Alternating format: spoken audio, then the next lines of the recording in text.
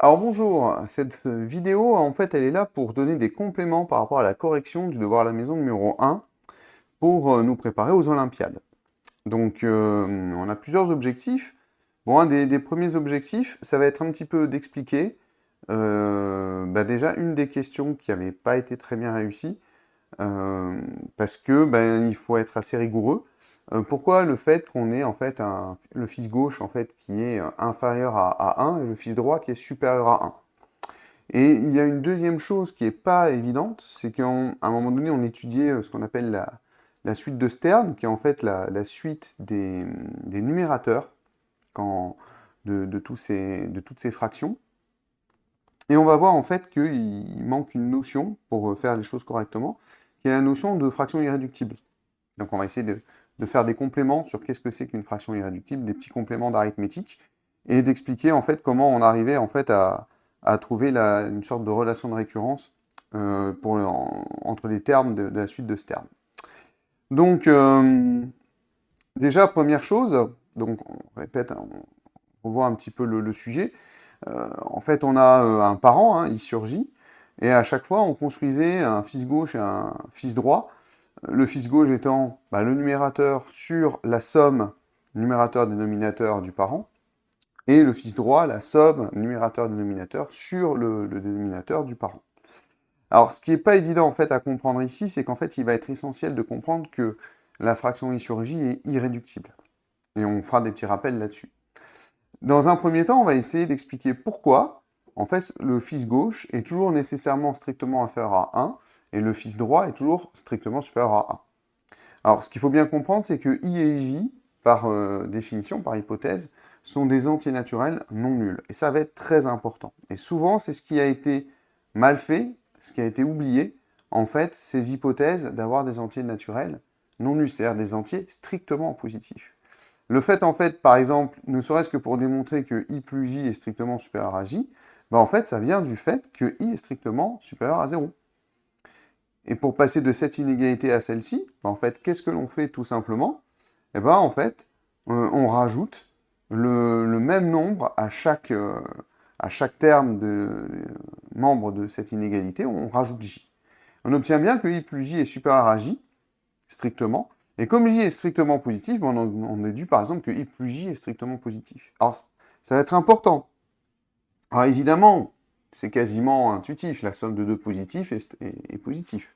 Mais c'est d'expliquer un petit peu comment on peut rigoureusement démontrer une telle inégalité. Là, ce qui va nous intéresser maintenant, ça va vraiment être de démontrer le fait que le quotient I sur I plus J est strictement inférieur à 1. Et en fait, la grande idée, ça va être de commencer par remarquer que I plus J est strictement supérieur à I. Encore une fois, si on voulait vraiment le détailler, couper un peu les cheveux en quatre, ça vient du fait que J est strictement positif. Et que du coup, si J est strictement supérieur à 0, en ajoutant I à chaque membre de l'inégalité, on obtient bien que I plus J est strictement supérieur à I plus 0, c'est-à-dire I. Et c'est là, alors ça généralement tout le monde a trouvé cette inégalité-là, et tout le monde a déduit généralement l'inégalité que 1 est donc strictement supérieur à I sur I plus J. Mais en fait, il faut le justifier. Et en fait, ce que l'on fait, c'est qu'on part de l'inégalité I plus J strictement supérieur à I, et on divise chaque membre de cette inégalité par I plus J. Et en fait, on peut diviser déjà parce que c'est un nombre qui n'est pas nul, parce qu'en maths, on n'a pas le droit de diviser par 0. Et la deuxième chose, c'est que quand on divise ou qu'on multiplie par un nombre, par un même nombre chaque membre d'une inégalité, il faut faire gaffe, parce que si vous multipliez ou que vous divisez par un nombre négatif, vous changez le sens de l'inégalité. Et là, en fait, c'est ce qui manquait généralement, c'était d'expliquer que quand on divisait par I plus J, comme I plus J est strictement positif, c'est pour ça que je l'ai démontré, et chaque membre de l'inégalité, on ne change pas le sens de l'inégalité. Et comme I plus J sur I plus J, ça fait 1, on obtient bien l'inégalité demandée. Donc ça, c'était un premier élément qui était important, en fait, à voir. Pas difficile, mais c'est vrai que les inégalités, on a toujours à jongler un petit peu par rapport à ça. Bon, maintenant, l'idée, c'est que on va essayer de comprendre si pourquoi le parent est irréductible, pourquoi alors le fils gauche. Bon, le fils droit, ça sera analogue, mais ce qui va nous intéresser, c'est d'expliquer pourquoi le fils gauche est lui aussi irréductible. Donc, Là, on va devoir faire un petit peu des rappels importants. Déjà, qu'est-ce que ça veut dire que I divise J, par exemple, ou que A divise B? Donc ça, ce sont ce qu'on appelle de l'arithmétique. Et quand on fait de l'arithmétique, en fait, on ne considère que des entiers. Donc ici, A et B, ils sont dans Z. Z, c'est l'ensemble des entiers relatifs, c'est-à-dire les entiers et potentiellement négatifs ou positifs. D'accord? Donc on dit que A divise B s'il existe un entier K, tel que B égale K fois A. Là, on dit, dans ce cas-là, que A divise B, ou que A est un diviseur de B. Moi, je pense que la manière la plus simple de le voir, c'est de dire que B, en fait, est un multiple de A. Et ça, en fait, vous allez voir que souvent, dès que vous avez des problèmes de division, enfin de divisibilité plutôt, il va falloir, en fait, passer par cette étape-là. Alors, par exemple, les diviseurs de 10. Diviseurs de 10, si vous regardez, 10, par exemple, c'est 2 fois 5. Et le fait d'écrire que 10 égale à 2 fois 5, on sait que 2, par exemple, est un diviseur de 10 et que 5 est aussi un diviseur de 10. Bon, par contre, peut-être que certains d'entre vous me diraient, mais oui, mais 10, par exemple, c'est 4 fois... peut-être pas 4 fois, 4 fois 2,5. C'est bon. Et est-ce que 4, du coup, est un diviseur de 10? La réponse est non, parce que 2,5, c'est pas un entier, tout simplement. D'accord? Alors, dans les diviseurs de 10, on pourrait aussi avoir, par exemple, des diviseurs négatifs. On n'a jamais dit que les diviseurs étaient forcément positifs. Par exemple, moins 2 fois moins 5, ça fait 10, mais on en déduit que moins 2 et moins 5 divisent 10. Vous voyez? Bon. Donc, bien comprendre cette notion d'être multiple, et cette notion, justement, qu'on doit décomposer en un produit de deux entiers. Petite remarque importante, 1 et moins 1, ils divisent toujours n'importe quel entier n. Pourquoi? Parce que n, c'est toujours 1 fois n, et que n, c'est toujours moins 1 fois moins n.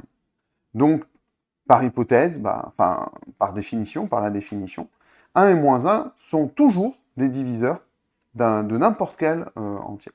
Voilà. Par contre, 10, vous voyez bien que pas tous les nombres, pas tous les entiers divisent 10.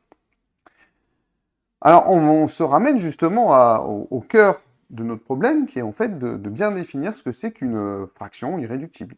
Donc, c'est quoi une fraction? C'est un quotient de deux entiers. Comme on n'a pas le droit de diviser par 0, le dénominateur, il est non nul. Hein. Donc, c'est pour ça que vous avez la petite étoile. Quand vous voyez Z étoile, Z, c'est l'ensemble des entiers relatifs. Et l'étoile, c'est dire, on enlève 0.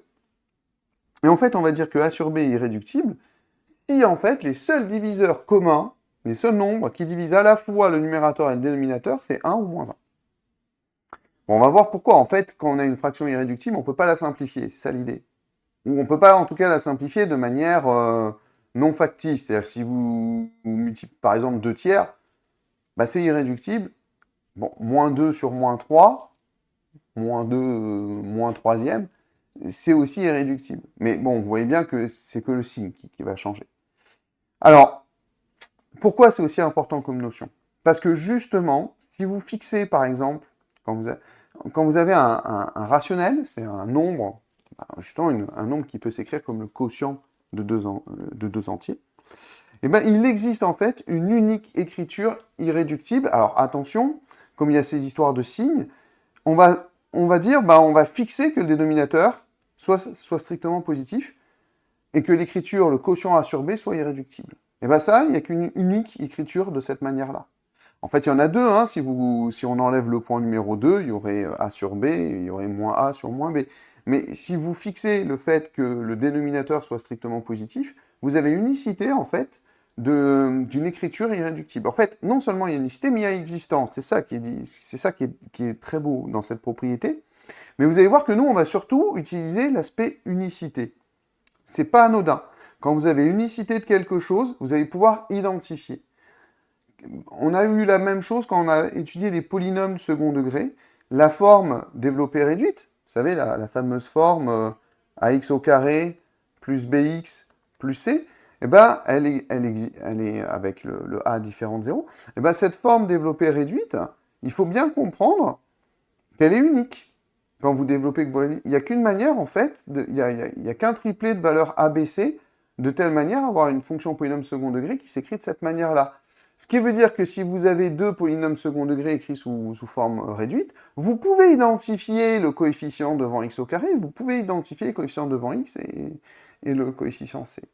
Et donc là, c'est ça qui va se passer, c'est que quand vous avez des fractions qui sont irréductibles et qui sont égales, et pour peu que les dénominateurs soient positifs, bah en fait, vous savez que les numérateurs sont égaux et que les dénominateurs sont égaux. Vous allez pouvoir identifier numérateur et dénominateur. Pourquoi? Parce que 40 cinquantièmes, je prends un exemple, est-ce que 40 cinquantièmes, c'est une fraction irréductible? La réponse est non. La réponse est non, parce que vous avez ne serait-ce que 10 qui a un diviseur de 40 et de 50. Or, une fraction irréductible, si les seuls diviseurs du numérateur et du dénominateur, c'est 1 ou moins 1. Donc là, c'est foutu. Bon, du coup, qu'est-ce qu'on peut faire? On peut simplifier par 10. Tout simplement. On peut dire, voilà, on va diviser par 10. Numérateur et dénominateur, ça fait 4 cinquièmes. Bon, 4 cinquièmes, est-ce qu'il est irréductible? En fait, si vous regardez, les diviseurs positifs, les diviseurs de 4, il n'y en a pas 36 000. Les diviseurs positifs, il y a 1, 2 et 4.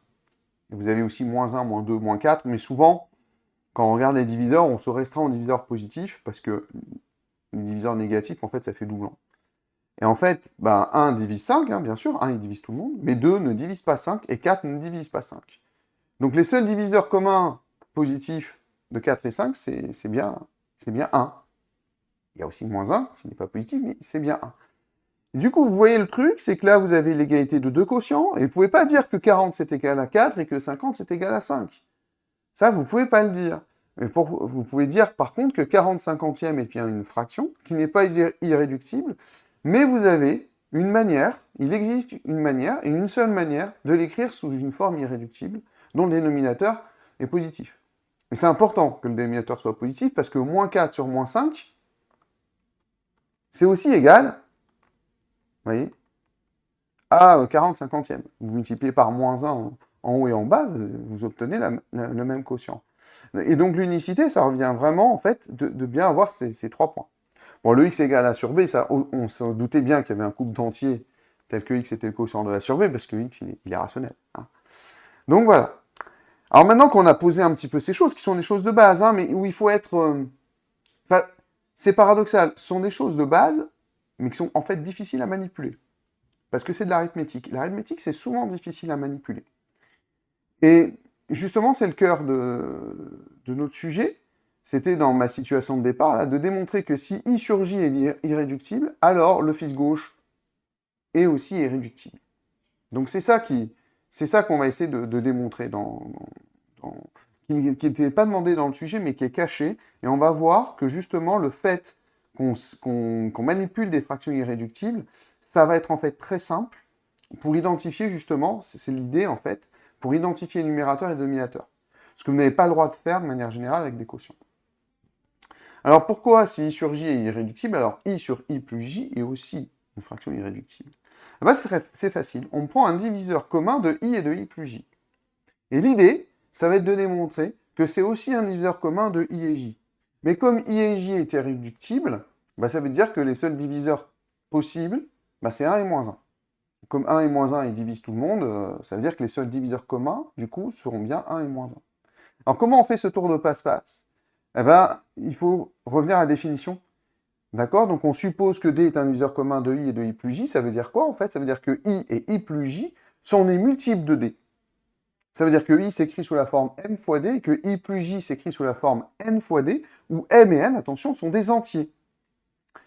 Et du coup, J, on va faire un petit jeu d'écriture. J, en fait, comment vous pouvez le calculer à partir de I et de I plus J? En faisant la différence de I plus J et de I. Parce que J, c'est I plus J moins I.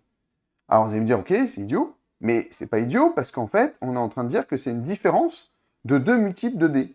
Et en factorisant par D, on est en train tout simplement de dire qu'une différence de deux multiples de D, c'est un multiple de D. Parce que le n moins m, c'est bien un entier, c'est une différence de deux entiers. D'ailleurs, quand je dis entier relatif, ici, j'aurais pu même me limiter à dire que c'était... j'ai jamais dit que D était un diviseur positif, vous voyez. C'est des entiers, ils peuvent être relatifs, c'est pas très grave. Donc D ici va diviser aussi J, donc comme on a dit que D était un diviseur commun de I et de I plus J, on sait aussi que du coup D est un diviseur commun de I et de J. Et comme I sur J est irréductible, bah, on n'a pas le choix. D, c'est moins 1 ou 1. Et comme on sait que moins 1 ou 1 sont toujours des diviseurs communs de n'importe quel couple d'entiers, bah, on a démontré que I sur I plus J est irréductible. Vous voyez? C'est typiquement un raisonnement d'arithmétique. En fait, on n'a pas fait grand-chose. On a juste, en fait, fait ici, fait de démontrer que la différence de 2 multiples de D est un multiple de D, enfin, en factorisant. Mais enfin, il faut avoir l'idée de le faire. On peut aussi montrer que le fils droit est irréductible. Alors, quel est le lien avec, le DM? Bah, en fait, le truc, c'est de comprendre que le 1 sur 1, le point de départ, le nœud de départ, le parent de départ, l'arrière-arrière, le point de départ, en fait, c'est une manière d'écrire 1 qui est rationnel sous forme irréductible. Et que du coup, bah, de proche en proche, on est en train de démontrer qu'à chaque fois, si vous avez votre parent qui est irréductible, bah, fils gauche et fils droit sont aussi irréductibles. Et donc, en réalité, de proche en proche, on se rend compte que tous les quotients de cet arbre que l'on obtient, en fait, sont en fait des fractions irréductibles, avec, qui sont en plus des fractions irréductibles d'entiers naturels, enfin positifs, où numérateur et dénominateur sont positifs. Et ça va être important. Ça va être très très important, et c'est quelque chose de fin qui n'était pas évident, en fait. Donc maintenant, on va expliquer pourquoi on a ces fameuses relations, hein. C'était la question clairement la plus difficile. Et on va voir le lien avec justement le fait de prendre conscience que les différents quotients étaient écrits sous forme de fractions irréductibles. Alors pourquoi on a V de 2n égale V de n, et pourquoi on a V de 2n plus 1 qui est égal à V de n plus V de n plus 1? Bah déjà, en fait, on va réécrire notre parent, U de n. En fait, vous aviez une question qui vous incitait à expliquer que le fils gauche de U de n, c'était U de 2n, et que le fils droit de U de n, c'était U de 2n plus 1. Et on vous disait que pour tout entier naturel n, U de n, bah, c'était un quotient de V de n sur V de n plus 1, où V de n, c'était la suite de Stern, qui était en fait la suite des numérateurs de la suite en fait, des différents parents, fils gauche, etc. Quand on regardait l'arbre, quoi. Alors, le 1 sur 1, c'est U1, et puis on obtient ensuite le 1 demi, c'était U2, je sais plus, le 2 sur 1, c'était U3, etc. Donc ici, en fait, ça, c'était donné dans l'énoncé. Et du coup, ça veut dire quoi? Ça veut dire que U de 2n, qui est donc le fils gauche, eh ben, si vous dites que ça, c'est toujours vérifié pour tout entier naturel n, bah, vous remplacez n par 2n, et ça vous fait que c'est V de 2n sur le suivant, V de 2n plus 1. Sauf que, en fait, vous pouvez partir de cette fraction et en calculer l'expression en fonction de V de n et de V de n plus 1, en disant que, ben, par définition, on sait que le fils gauche, c'est le numérateur est inchangé, et le dénominateur, c'est la somme. V de n plus V de n plus 1. Ça veut dire quoi? Ben, ça veut dire que U de n, vous l'avez écrit sous la forme de deux quotients. Et ce qui est important, c'est de comprendre qu'ici, ces deux quotients, les dénominateurs sont tous les deux positifs, et que ce sont des fractions irréductibles. Comme ce sont des fractions irréductibles, en fait, et que c'est bien, elles sont égales, c'est le même nombre, et ben c'est là où on va utiliser l'unicité de l'écrire sous forme d'irréductibilité. Et donc, comme on a l'unicité de l'écriture sous forme d'une fraction irréductible à dénominateur positif, on va pouvoir identifier les numérateurs et les dénominateurs. Donc on obtient bien que les numérateurs sont égaux, et bien que V de n est égal à V de 2n, et on obtient bien que les dénominateurs sont égaux, ça veut dire que V de n plus V de n plus 1, c'est égal à V de 2n plus 1. D'accord? Et donc c'est vraiment par l'unicité d'une telle forme irréductible. C'est ça qui se passe. Ok? Alors, le truc, c'est qu'on ne pouvait pas dire juste A sur B égale C sur D. Que ça n'implique pas que A égale C et B égale D, de manière générale. En effet, vous prenez 12 huitièmes, et ben c'est égal à 3 demi, et vous ne pouvez pas dire que 12 c'est égal à 3 et que 8 est égal à 2. Donc ici, il fallait vraiment, et c'était ce qui était très délicat, en fait, comprendre que les deux fractions que l'on manipulait, en fait, étaient irréductibles. Et qu'on pouvait, du coup, identifier le numérateur et le dénominateur. Voilà. Pas évident, hein, mais c'est intéressant, et c'est un peu l'objectif de ces devoirs à la maison, de faire un petit peu des compléments d'arithmétique, parce que souvent, vous avez de l'arithmétique dans les Olympiades, et c'est important, en fait, de revoir, en fait, ces notions qui sont vues en troisième, en seconde, et c'est important. C'est important de les revoir, et elles ne sont pas si évidentes que ça. Voilà, j'espère que la vidéo vous aura aidé, vous aura éclairé, et puis, ben, à bientôt, à l'année prochaine. Passez de bonnes fins de vacances.